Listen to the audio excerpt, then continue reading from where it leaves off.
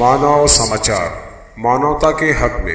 मानव समाचार में आपका इस्तकबाल है। मैं हूं अब्दुर्रहमान। आइए देखते हैं आज की खास खबर। राज सिटी पुलिस स्टेशन हमले के 2 अफसरान और उनकी माविनत करने वाले तीसरे शख्स पर महकमे इंसदाद रिश्वत सतानी की जानिब से कार्रवाई की गई। तफसीलात के मुताबिक शिकायत करदा शख्स, उसका भाई और उसके 2 दोस्त खाना खाकर लौट रहे थे, तभी सिटी पुलिस स्टेशन हमले ने उन्हें रोका और सिटी पुलिस स्टेशन ले गए, जहां उन पर नशीली दवा MD के इस्तेमाल का इल्ज़ाम लगाकर उनसे 1 लाख रुपए की रिश्वत तलब की, जो बाद में घटाकर 50,000 की गई। फिर बिल आखिर 20,000 पर बात तय हुई और ये कहा गया कि इसके एवज में उन लोगों पर कोई भी कानूनी कार्रवाई नहीं की जाएगी। ये मामला 3 सितंबर यानी तकरीबन आज से 27 दिन पहले का बताया जा रहा है।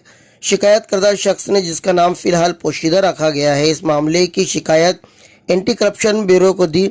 एंटी करप्शन ब्यूरो ने अपने तर्ज पर इस पर काम शुरू किया और कल यानी बरोज जुमा को दोपहर 3 बजे ये रिश्वत सतानी महकमा सिटी पुलिस स्टेशन आया और उसके बाद देर रात तक इस मामले की तहकीकात में जुड़ा रहा। रात 10 बजे के आसपास 3 नामों का खुलासा किया गया, जिनमें सिटी पुलिस स्टेशन के PI सुरेश कुमार घोसर, पुलिस नायक आत्माराम काशीनाथ पाटिल और एजेंट की हैसियत से बिचौलिए का रोल अदा करने वाले सैयद रफीक उर्फ राशिद बाटा के खिलाफ कार्रवाई की गई। दोनों पुलिस अफसरान सिटी पुलिस स्टेशन में तहकीकात का सामना करते नजर आए, जबकि तीसरा मुलजिम राशिद बाटा फरार होने में कामयाब रहा। इस मामले में मजीद तहकीकात जारी है।